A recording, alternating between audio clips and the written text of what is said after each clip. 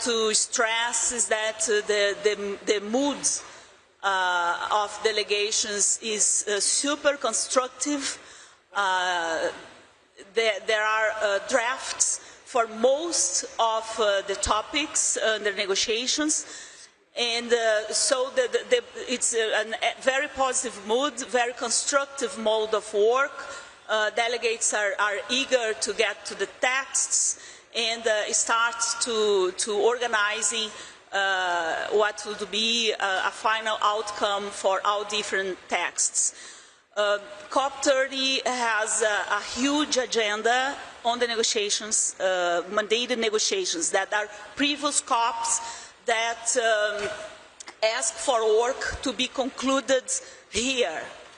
So that's why we call mandated negotiations, because they come from previous years. For example, the global goal on adaptations asked the COP to have the adoption of up to 100 indicators in 2025. So this is a work that has been happening in the last few years with expert advisors, expert groups, and now we are in the conclusion of this very important technical work, the time where delegations have these 2 weeks to conclude the selection of indicators and provide this for the process. There are 145 agenda items in 5 different entities. The subsidiary body for implementation, the SBI, the SUBSTA, which is the technical body for technical and scientific advice, the COP itself, the parties, the Conference of the Parties for the Convention on Climate Change, the Conference of the Parties for the Kyoto Protocol, and the Conference of the Parties for the Paris Agreement. So these 5 entities, they form the agenda, which is a huge agenda. Some of these items are more technical, are reports and work that has to be forward and organized for the future, and some of them are substantive, with substantive mandate to have agreements and decisions at COP30, and so all delegations are working to have this number of decisions with substantive mandates. I will mention the main ones, and that would be the decisions on the adaptation cluster. It's the indicators for adaptation. It's the modalities for the Baku adaptation roadmap, also called BAR. That's a new avenue to discuss adaptation matters in the future. So we hope we have a good decisions there, and also guidance around national adaptation plans. So adaptation is one of the work stream that is already underway, and one of the main outcomes for Belem. The second one would be the Just Transition Work Program. Delegations have to agree here how this work program will be organized. It's a decision that was for COP29. We didn't have agreement there, but we are advancing into have this work program structured here in Belem. The third one would be the dialogue on how to implement the GST. Is a work that we are also picking up from last year, where we had very constructive progress in the Bonn session. That is the middle of the year where these negotiations start. And we are also having this, highlighting this topic, how to implement the first global stocktake of the Paris Agreement. Other than that, we have very important work on technology, On finance, finance is the discussion around the how finance flows must be aligned, must be consistent with the developments of low carbon economies, how this discussion can be made under our UNFCCC process. And another highlight that I would like to bring is the Gender Action Plan. Also, the mitigation work program is where parties discuss their experiences on mitigation efforts, and we also aim to get a decision on the mitigation work program here in Belem. So there are many mandates. They encompass the whole framework of the climate multilateral process: mitigation, adaptation, means of implementation, finance, technology, and capacity building. So there is a lot going on, and this translates into the number of people going in and out of the rooms. And what we are doing is to provide them the necessary spaces, the negotiation time that each topic deserves in order to get to these outcomes in the end. Thank you. Thank you, Liliam. Túlio. Thank you, Ambassador. So we launched presidency consultations as part of the compromise for the agenda. Am I speaking too close to the mic? And the presidency consultations are focused on issues related to 4 agenda item proposals. 9.1, which is the legal obligation of developed countries to provide finance to developing countries, unilateral trade measures, the nationally determined contributions synthesis report. Am I okay? Yeah. Is it working now? Wonderful. That's better. So going back, so we launched a presidency consultations yesterday as part of the compromise for the agenda, in which we focused our discussions on issues related to 4 agenda items proposals. The first one, Article 9.1 of the Paris Agreement, which relates to the obligation of developed countries to provide finance to developing countries. The second, unilateral trade measures. The third, the synthesis report of nationally determined contributions. And the fourth, biannual transparency reports. We had a very inspiring dynamic. The first session was supposed to last 2 hours. It lasted for 4 whole hours. The second session, 2 hours again, is lasted 3 hours, only because we had to give the space of the room. And the reason why we spent 7 hours in total was because we were able to have a dynamic in which parties were building on each other, and a dynamic that we hadn't seen for a long time. Today we will resume the presidency consultations at 3 p.m. This is supposed to last 1 hour, and this will be followed by a stocktake plenary at 5 p.m. And most importantly, what we saw was that the spirit of the mutirão was not only raised a number of times by all delegations, but actually they all acted in that spirit. We had also this common understanding that we are finally transitioned from negotiation to implementation, and there are some common threads emerging, especially around the need for us to significantly enhance cooperation and implementation. So this is the red lines, but the headlines, but we are more than happy to answer any additional questions that you have. Thank you. Thank you, Ambassador André. Thank you, Toni. Thank you, Ambassador Chagas and Túlio for those remarks. Now we will open up for questions. As a reminder, please, we kindly ask that only members of the press pose questions. So please ensure your media badge is clearly visible when doing so. Let's go over here to the gentleman in the front, in the first seat. Yeah. Thank you. This is Tim McDonald from Semaphore. Ambassador Lago, can you hear us okay up there? Sorry, I'm here. Yes, sorry.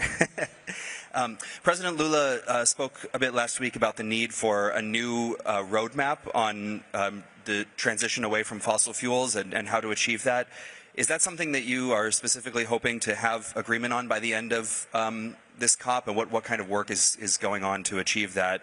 And I'm also wondering if that would be something you would expect to work with on the International Energy Agency, especially since they had their big report today showing that under current policies, oil and gas use is expected to continue rising through 2050.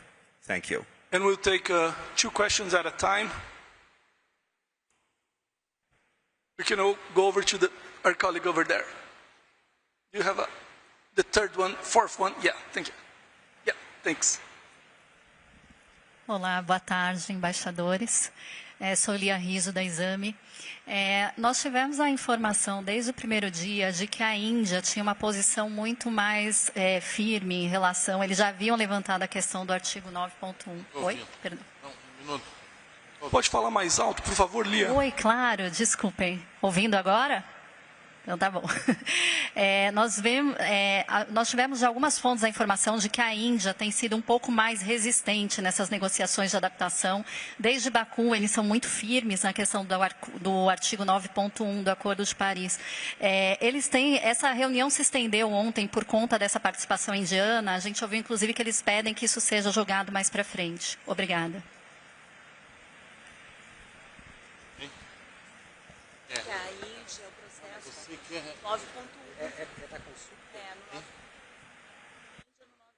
Sorry, could you please clarify whether your question relates to the presidency consultations? Sim, com as consultas sobre a pauta de adaptação. Obrigada. Regarding President Lula's statement, I think that the key reference is what Brazil put in its NDC, that we would welcome if there was this kind of discussion and that Brazil would participate in that. I think this is the key basis on which President Lula is talking about that. But as we all know, this is not this is not an agenda item, or this is not at the moment anything that was raised during the COP. But President Lula very clearly put this subject at the center of his concerns regarding COP30, because it is something that we have an agreement inside Brazil and we put that in our NDC. Com relação à tua pergunta, o Túlio vai responder. Obrigado pela pergunta em relação às consultas à presidência.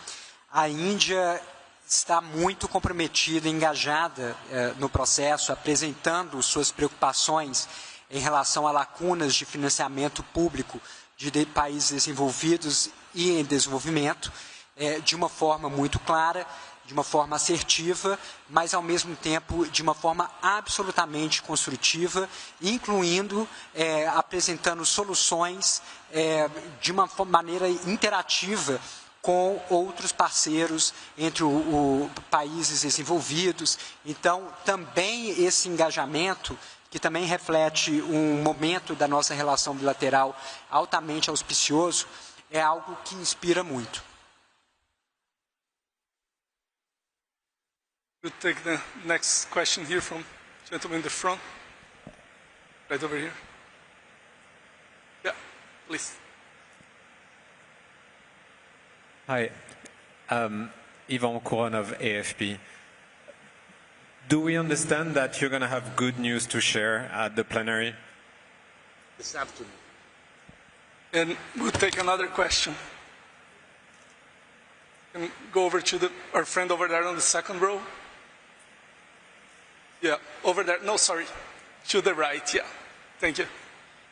Thank you. Thank you. I'm Anna from UOL. I just wanted to clarify what you're planning to do with the finance issue. Lilian mentioned that we have an item, if I get it right, it's finance consistent with development of new carbon economies. And then Túlio mentioned that 9.1 was one of the items under the consultancies of the presidency. So what you're planning to have this discussion on finance without making another fight that's probably blocking the development of these negotiations?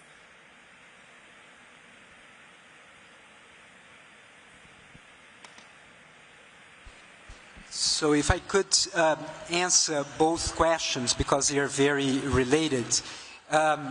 This is a very complex process in which we had parties, especially on Sunday when we were finalizing the agenda in our consultations, parties very far from one another.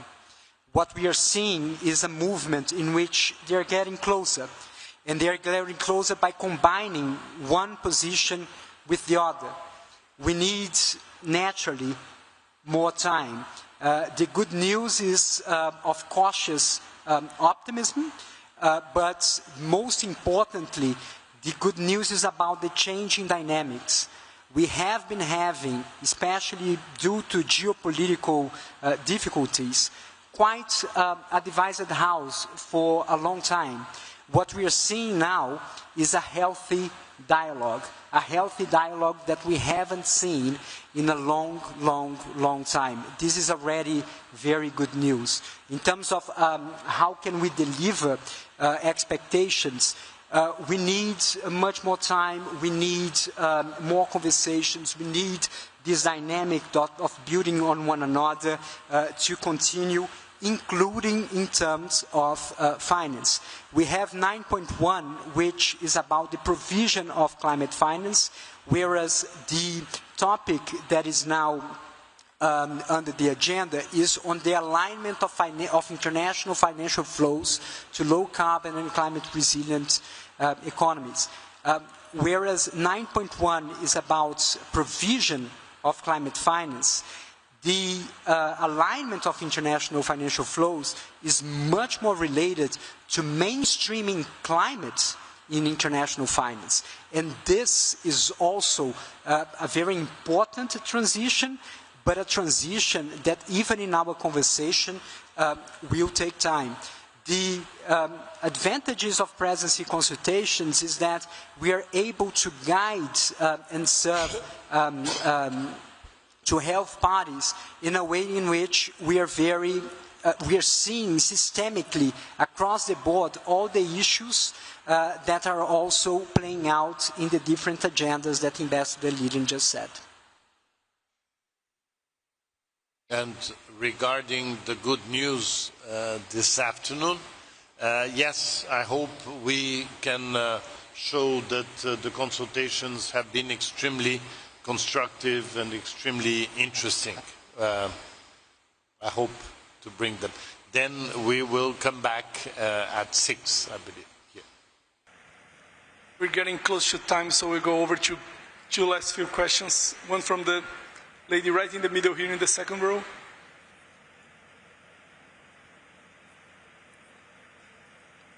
Yes, thank you. I am Claudia Antunes from Sumaúma.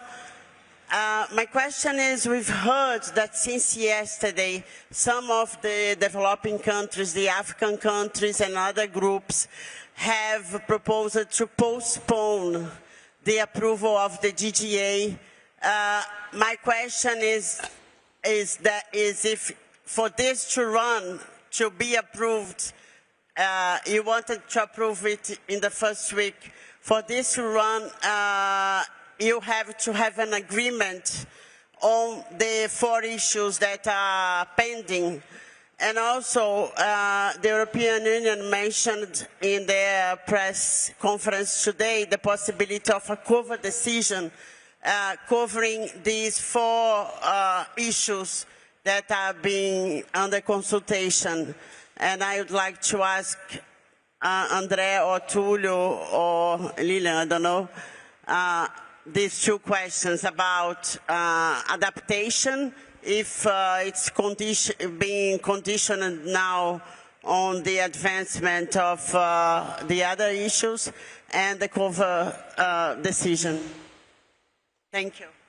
And we'll take a question from the gentleman in the second row there. No? Okay, not anymore. So, just over there on the back. No, sorry. Yes, please. Thank you. Oh, sorry. Exactly there. Yes. Yes, please. From Argentina. He's trying to strike a balance of gender and everything else, local and foreign media. Thank you. Okay. Thaisa Lara from Infomasonia and Climatica. I would like to follow some of the questions of my colleagues, maybe for Túlio, about the consultations, to maybe have more details. What are the possible options so far of the way forward for these items? And for the ambassador, are you waiting for some more definitions on Article 9.1 consultation in order to confirm the event with the reactions from the party on the roadmap to 1.3 trillion? Thank you.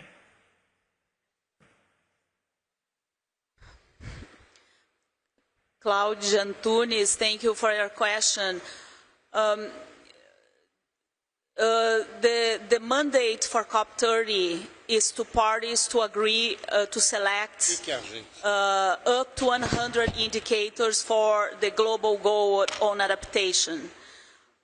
This is mandate for this year, and as presidents of the process, we think that one very concrete way to strengthen multilateralism, to demonstrate that the climate process is advancing, is resilient, is strong, and it continues to be beneficial to parties, is that we fulfill these mandates. So we will do whatever we can we have time. You know, this is day 2 of negotiations. We have until the end of the next week to work on these indicators. And it's also normal in these negotiations to have at the second week the support of ministerial pairs, one from developed countries and one from developing countries. These pairs have been selected. They will be announced to parties very soon. And in case of the indicators for the GGA, we will count with the help of Germany and Kenya to... Oh? Sorry, just, but Germany is certain to advance this work. You know, the mandate is for this COP. So whoever wants to change that will have to convince 197 countries, because Brazil is intending to fulfill the mandate. Then perhaps on the question about possible options so far, so what we have been having is a very safe space in the presidency consultations, and that has been the role of the presidency, to ensure that the space is safe for every single delegation, for them not only to share their concerns, their vulnerability, but also to present solutions. And this was an ask that we had for parties not to bring problems, to bring solutions, for parties not to restate positions, but to meet one another with alternatives. And we feel that we have been having that safe discussion.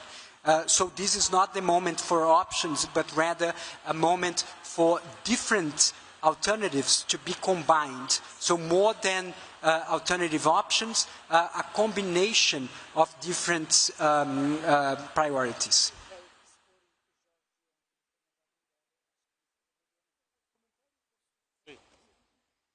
So we have two last questions. We go over to the gentleman in the front row here. I didn't answer about the 9.1 and the 1.3. Just to say that on Saturday we're going to have a session to discuss the roadmap for 1.3 trillion. Okay, President Vladimir from the. It's funny to talk in English with you because we are both Brazilians, but I think it's the way. Okay, since we, I'm going to go straight to you. Are you optimistic that we are going to finish this COP on day 21? Because last week people were saying, no, we are going at least until 24. But since we have a closed agenda for the first day, I just ask you, are you optimistic that we are going to close in the day 21? That's it. I mean, you can answer in English, but for us, we are going to translate you. Thank you. Can you go over to our colleague over here in the first row? Third seat. Yeah, thank you. I'm Soumya Sarkar from India. My question is on finance. What can the COP process do to ensure that the climate funds, whatever climate funds that are made available to developing economies, do not end up being another debt trap?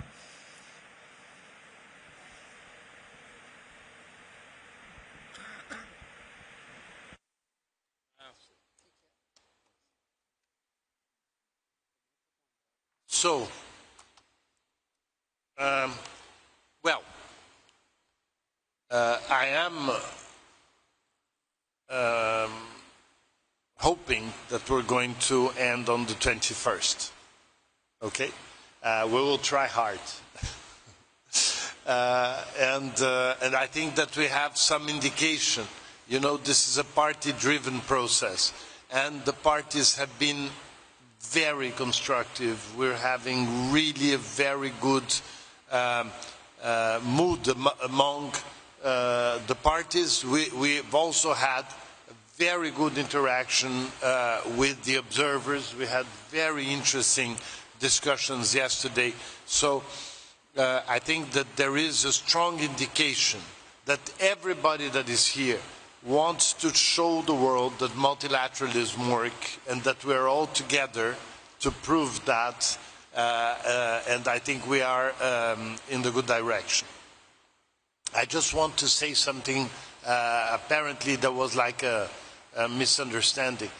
The Saturday discussion is about the roadmap to 1.3 trillion. Apparently there were some people that thought it was the first question was about the possible roadmap for the fossil fuels that you mentioned, President Lula mentioned. So the Saturday meeting is about the roadmap that Minister Babayev and I published last week on the Baku to Belem 1.3 trillion roadmap.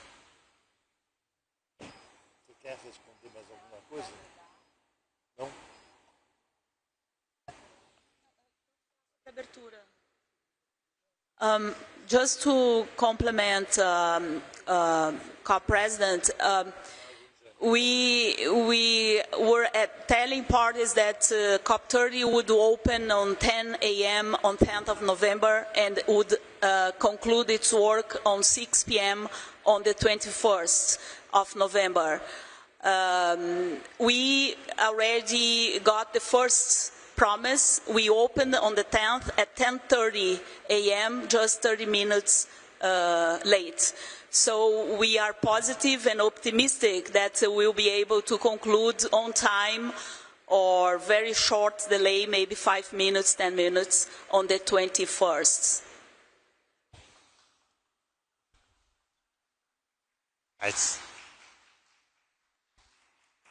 And also with a full plenary, with the observers, the press, and all people who was concerned with climate change in 2025. And regarding the question of our Indian friend, the finance COP was Baku.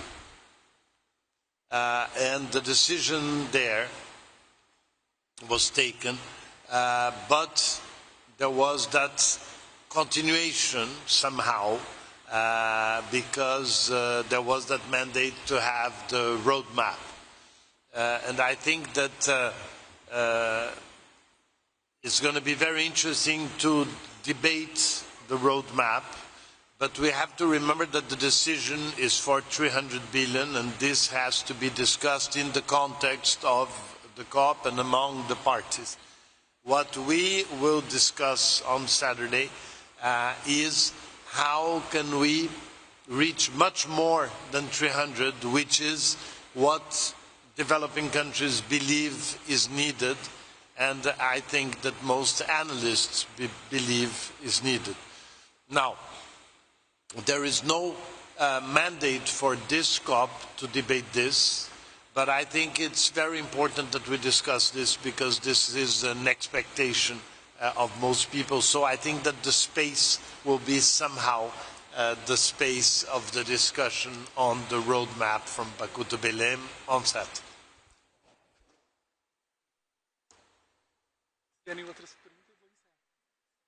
Thanks everyone. Thank you everyone for joining us today.